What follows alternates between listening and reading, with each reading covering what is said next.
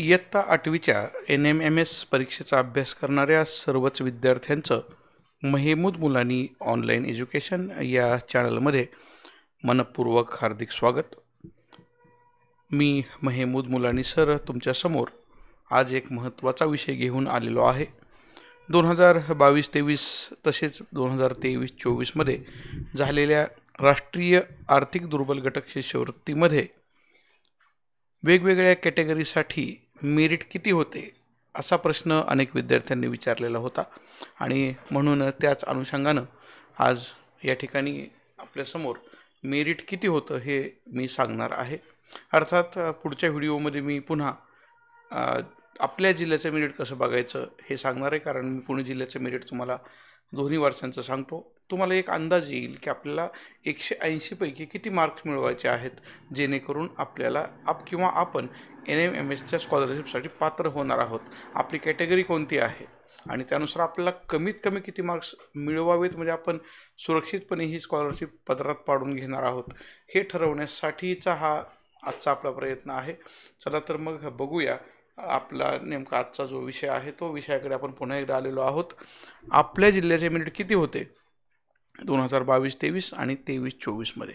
अर्थात राष्ट्रीय आर्थिक दुर्बल घटक शिष्यवृत्ती या परीक्षेमध्ये 180 प्रश्न जरी असतील तरी काही वेळेला काही प्रश्न चुकीचे आहेत असं नंतर समजतं आणि त्यामुळं त्यापैकी काही प्रश्न वगळले सुद्धा जातात. ते सुद्धा मी तुम्हाला या ठिकाणी एक्सप्लेन करून सांगणारच आहे. आणि त्याबरोबरच आपल्या जिल्ह्याचं मेरिट किती होतं यामध्ये मी पुणे जिल्हा निवडलेला आहे.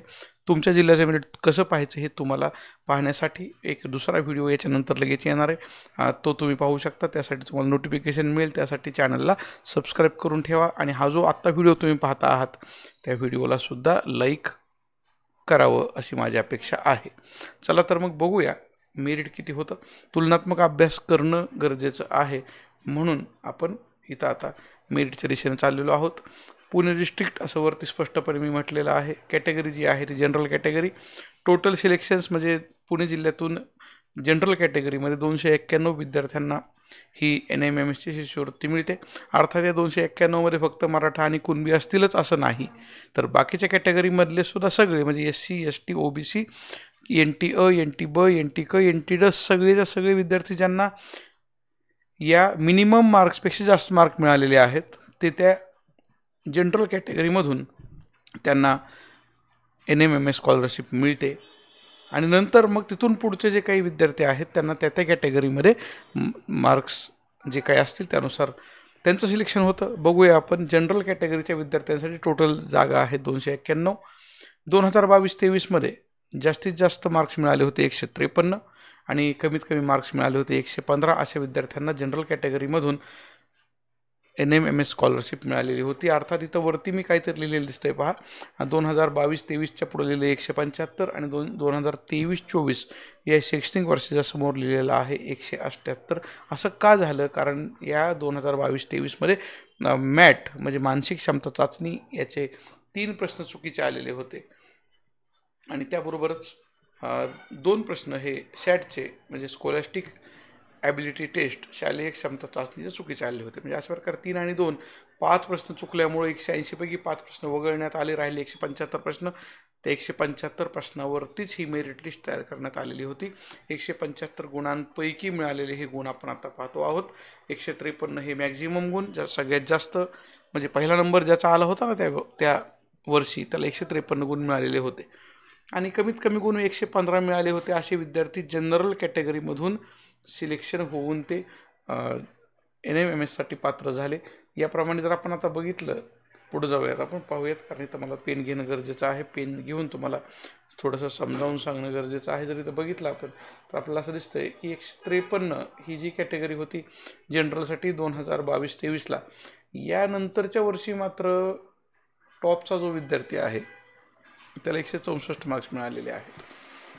म्हणजे याचा अर्थ मार्क्स नक्कीच सगळ्यांचेच वाढले. सगळ्यांचेच वाढले म्हणजे फक्त टॉपचेच वाढले नाहीत, तर कमीत कमी 115 मार्कांना जिथं स्कॉलरशिप मिळालेली होती 2022-23 मध्ये, तिथं 127 हा कट ऑफ आलेला आहे. म्हणजे 127 जनरल कॅटेगरीमधून, म्हणजे ज्या विद्यार्थ्यांना 127 किंवा त्यापेक्षा जास्त मार्क्स होते ते सगळे विद्यार्थी जनरल कॅटेगरीमधून त्यांना स्कॉलरशिप मिळाली. एक लक्षात घ्या, काय झाले आता,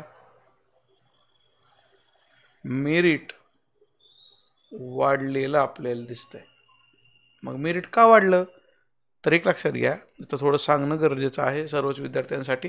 अर्थात हे शेवटी मी पुन्हा याच्याबद्दल सविस्तर बोलणारच आहे, पण आत्ताही एक सांगून ठेवतो की गेल्या काही वर्षांमध्ये राष्ट्रीय आर्थिक दुर्बल घटक शिष्यवृत्ती ते 4 वर्षामध्ये मिळणारे 48,000 रुपये आणि याच्याबद्दल एकंदरीत अवेअरनेस आपण ज्याला म्हणूयात पालकांमध्ये किंवा शिक्षकांमध्ये, शाळांमध्ये, तो प्रचंड वाढलेला आहे. त्यामुळं प्रचंड संख्येनं विद्यार्थी या 8वीच्या NMMSला बसवले जातात आणि प्रयत्न केले जातात. परिणामी मार्क्स वाढलेले आहेत. पूर्वी म्हणजे मी आता 2007 पासून जेव्हापासून NMMS सुरू झाली तेव्हापासून या परीक्षेच्या बरोबर आहे. 2007 पासून जर त्यावेळेला पाहिलं तर अगदी पास झालेले विद्यार्थी 72 मार्कांवाले किंवा फार तर 80 मार्कांवाले त्यांना सहजपणे स्कॉलरशिप मिळाली असायची. अगदी काही कॅटेगरीमध्ये तर फक्त पास झाला तरी तो विद्यार्थी मेरिटमध्ये यायचा आणि काही जागा काही कॅटेगरीच्या विद्यार्थी पास झालेला नाही म्हणून मोकळ्या राहायच्या, असंही घडायचं. आत्ता मात्र तसं नाही. आत्ता काय झालेलं आहे की आपण सगळेजण अवेअर झाल्यामुळं थोडंसं आपण पुढं चाललेलो आहोत. मार्क्स वाढलेले आहेत. 115ला जनरल कॅटेगरीला 2022-23मध्ये मिळालेली होती स्कॉलरशिप, ती यावर्षी मात्र 127पर्यंत मार्क वाढलेले आहेत. तब्बल 12 मार्क्स मेरिटमध्ये वाढलेले आहेत. बघूयात त्यानंतरच्या विद्यार्थ्याचं काय होतं आहे. SCचे जे विद्यार्थी आहेत त्यांच्यासाठी जर विचार केला तर 2022-23मध्ये 114 मॅक्झिमम मार्क्स, कमीत कमी 92. आता आपलं जे लक्ष असणार आहे ना ते कमीत कमी मार्कांकडे राहू द्या. 115 हे कमीत कमी मार्क होते 2022-23ला. 2023-24ला 127 कोणासाठी, जनरल कॅटेगरीसाठी. त्यानंतर SC कॅटेगरीसाठी कमीत कमी 92 मार्क मिळालेला विद्यार्थी पात्र झालेला आहे. आणि 2023-24मध्ये मात्र त्याच कॅटेगरीसाठी जर तुम्ही बघितलं तर इथं 92 दिसतंय, तर इथं किती दिसतंय, 101 दिसतंय आपल्याला. म्हणजे अशा प्रकारे इथं सुद्धा SCच्या कमीत कमी मार्कांमध्ये सुद्धा वाढ झालेली आपल्याला दिसते आहे. त्यानंतर बघूयात ST विद्यार्थ्यांसाठी. ST विद्यार्थी एक लक्षात घ्या, जिथं आपल्याला पास होण्यासाठी फक्त 72 मार्कांची गरज होती तिथं 79 मार्क्स मिळालेला STचा विद्यार्थी, त्याला 2022-23मध्ये स्कॉलरशिपला तो पात्र झाला आहे. कल्पना करा, पास होण्यापुरते मार्क्स त्यापेक्षा थोडी जास्तच आहेत म्हटलं तर चालेल, तरीसुद्धा तो पात्र झाला. परंतु नंतरच्या वर्षी मात्र पहा 2023-24मध्ये 88 मार्काच्या विद्यार्थ्याला स्कॉलरशिप मिळाली, त्यापेक्षा कमी मार्क्सला मिळालेली नाही. कोणासाठी, पुन्हा इकडे लक्ष द्या, हे जे ST कॅटेगरीचे विद्यार्थी आहेत त्यांच्यासाठी. अर्थात तुमची कॅटेगरी तुम्हाला कोणती आहे हे माहिती आहे. तुमच्या कॅटेगरीनुसार तुमच्या जिल्ह्यामध्ये कितीचं मेरिट लागतं आहे मागच्या वर्षी. आता एक लक्षात घ्या, आता यावर्षी 88चं मेरिट आहे असं जर म्हटलं STला, तर हे पुढच्या वर्षी नक्कीच वाढून 92-93पर्यंत सुद्धा जाऊ शकतं. त्यामुळे आपल्याला सिक्युअर व्हायचं असेल तर किमान 100च्या पुढं मार्क्स STचे असतील तर मिळवावे लागतील. त्याबद्दलही बोलणार आहे मी सविस्तरपणे शेवटी. अजून बघूयात पुढे जाऊन. VJA त्यासाठी 2022-23मध्ये 91 मार्क्सच्या विद्यार्थ्याला स्कॉलरशिप मिळाली. मागच्या वर्षी मात्र 2023-24मध्ये 99 मार्कांपर्यंत हे मेरिट वाढलेलं आपल्याला दिसतंय. NT-ब या विद्यार्थ्यासाठी 95 मार्कांना 2022-23मध्ये स्कॉलरशिप मिळाली होती, त्यापेक्षा कमीला मिळालेली नाही. मात्र पुन्हा इथं वाढ झालेली आहे. 101 मार्कांच्या विद्यार्थ्यांना स्कॉलरशिप मिळाली, 101च्या कमी NT-बच्या विद्यार्थ्यांना स्कॉलरशिप मिळालेली नाही. आपण कुठल्या कॅटेगरीमध्ये आहोत, आपण कुठल्या जिल्ह्यामध्ये आहोत, आपली कॅटेगरी कोणती, आपला जिल्हा कोणता, त्यातून आपल्या जिल्ह्याचं मेरिट. आता एक लक्षात घ्या, प्रत्येक जिल्ह्याचं मेरिट प्रत्येक कॅटेगरी वाईज वेगवेगळं असतं. तुम्ही याच मार्कांवरती अवलंबून राहू नका. कारण मागच्या वर्षी सांगलीचा जो विद्यार्थी आहे ओपन कॅटेगरीला 132चं मेरिट लागलं होतं, त्याच्यानंतरच्या वर्षी मात्र ते 138पर्यंत वाढलेलं होतं. म्हणजे प्रत्येक जिल्ह्यामध्ये प्रत्येक कॅटेगरीला वेगवेगळं मेरिट असतं. हा बदल समजून घ्या. पुढे जाऊयात. NT-कच्या विद्यार्थ्यांसाठी 101चं मेरिट होतं 2022-23मध्ये. मागच्या वर्षी मात्र ते 2023-24साठी झालेलं आहे 116. इथं सुद्धा तब्बल 15 मार्कांची वाढ झालेली आपल्याला दिसते. आणि अशा प्रकारे जर वाढ होत असली तर मात्र विद्यार्थ्यांनी किती अभ्यास करावा हे लक्षात घ्यावं लागेल. आणखी एक, अभ्यास करताना मार्क कमी कुठं पडतात तेही मी व्हिडिओच्या शेवटी सांगतोच. NT-डमध्ये 96 पासून 106, 10 मार्क इथंसुद्धा आपल्याला वाढलेले दिसत आहेत. त्यानंतर NT-ड नंतरचा जो आहे भाग तो आहे SBC.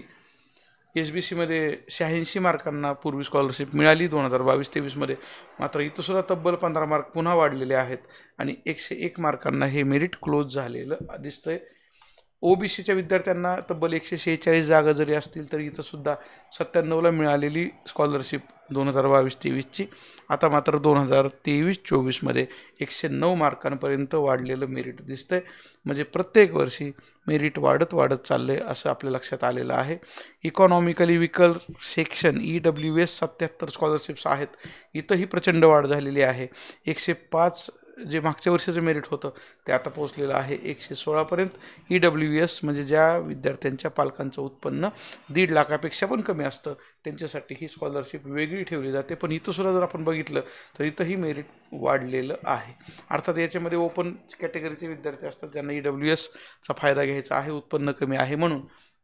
त्या विद्यार्थ्यांनी 116पर्यंत मार्क मागच्या वर्षी मिळवले तर त्यांना स्कॉलरशिप मिळालेली आहे, त्यापेक्षा कमींना स्कॉलरशिप मिळालेली नाही. आता थोडासा विचार करणं गरजेचं आहे की आपल्या जिल्ह्याचं मेरिट आपण कसं पाहायचं, 2022-23 आणि 23-24चं मेरिट आपण कसं पाहायचं. तर याच्यासाठी मी एक वेगळा व्हिडिओ यानंतर लगेच बनवतो आहे, तो चॅनलवरती येणार आहे. चॅनल सबस्क्राईब करून ठेवा आणि तुम्हाला तिथं जाऊन ते माहिती मिळू शकते. इथं मला थोडंसं हे सांगणं गरजेचं आहे की प्रत्येकच वर्षी जर मेरिट वाढत चाललेलं आहे तर आपण अभ्यास कुठल्या भागाचा करावा. तर आपल्याला माहीत आहे आपल्याकडे 2 भाग असतात. जे अभ्यासाचे जर आपण पाहिलं तर एक आहे मॅथचा पेपर आणि दुसरा आहे सॅटचा पेपर. म्हणजे माझं असं लक्षात आलेलं आहे, मी विद्यार्थ्यांचे मार्क्स पाहिलेत अगदी गेलेत अनेक वर्षांचे. या मार्कांमध्ये विद्यार्थ्याला हे जे पहिले 90 मार्क आहेत आणि दुसरे 90 मार्क आहेत, या पहिल्या 90 मार्कांमध्ये चांगला स्कोर होतो. मॅटमध्ये जास्त मार्क्स मिळतात, बुद्धिमत्ता चाचणीचे प्रश्न विद्यार्थी छानपैकी सोडवतो, जास्त मार्क्स मिळतात. परंतु ज्याच्याकडे दुर्लक्ष नको व्हायला असे आपले विषय कुठले, विज्ञान,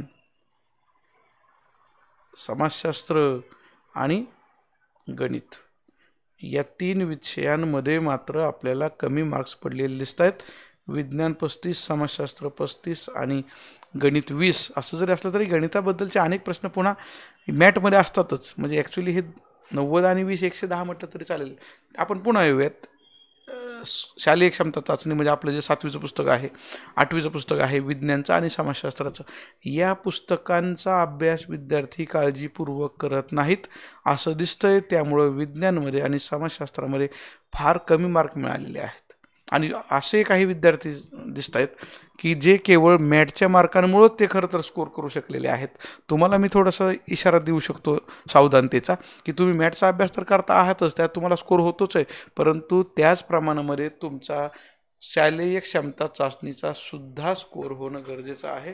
अर्थात तुम्हाला जरी मॅटमध्ये चांगले मार्क मिळाले आणि सॅटमध्ये तुम्ही फार कमी झाला पेपर क्रमांक 2मध्ये, शेवटी दोघांची बेरीज करणं गरजेचं आहे. आणि कधी कधी असाही फायदा होऊ शकतो, तुम्ही जर शालेय क्षमता चाचणीचा अभ्यास चांगला केला, तुम्हाला भले त्या मॅटमध्ये थोडे 4-5 मार्क कमी पडलेले असतील, परंतु सॅटमध्ये जर तुमचे मार्क 10, 15, 20 वाढलेले असतील तर परिणामी तुमचं जे काही स्कोरिंग आहे टोटल आहे ती 120ची 130पर्यंत जायला मदत होईल आणि कदाचित तुम्ही त्या बाउंड्रीच्या वरती क्रॉस करून जाऊ शकता आणि तुम्हाला स्कॉलरशिप मिळेल. याच चॅनलमध्ये NMMS संदर्भातले जवळजवळ 101 व्हिडिओज आहेत ज्याच्यामध्ये तुम्हाला मॅट, सॅट, समाजशास्त्र, विज्ञान आणि गणित या सगळ्या विषयांचं मार्गदर्शन केलेलं आहे. चॅनलमध्ये जा, प्लेलिस्टमध्ये जा, प्लेलिस्टमध्ये तुम्हाला NMMSची प्लेलिस्ट सापडेल, त्याच्यामध्ये अनेक व्हिडिओज आहेत, ते एकानंतर क्रमाने बघा. नुसते व्हिडिओ पाहून जमणार नाही, ते आपल्याला माहिती लिहून काढावी लागेल, पाहावी लागेल, समजून घ्यावी लागेल. या सांगितलेल्या भागाबद्दल किंवा NMMSबद्दल जरी तुमची कुठलीही शंका असली तरीही तुम्ही ती मला कमेंट बॉक्समध्ये टाकून द्या. त्याचं उत्तर मी जेव्हा ती कमेंट पाहिल तेव्हा 100% देतो. बाजूला तुम्हाला आणखी सांगितलेलं आहे की हा व्हिडिओ पहा, चॅनलला सबस्क्राईब करा, ते करून घ्या म्हणजे इथून पुढचे तुम्हाला व्हिडिओज मिळतील. धन्यवाद.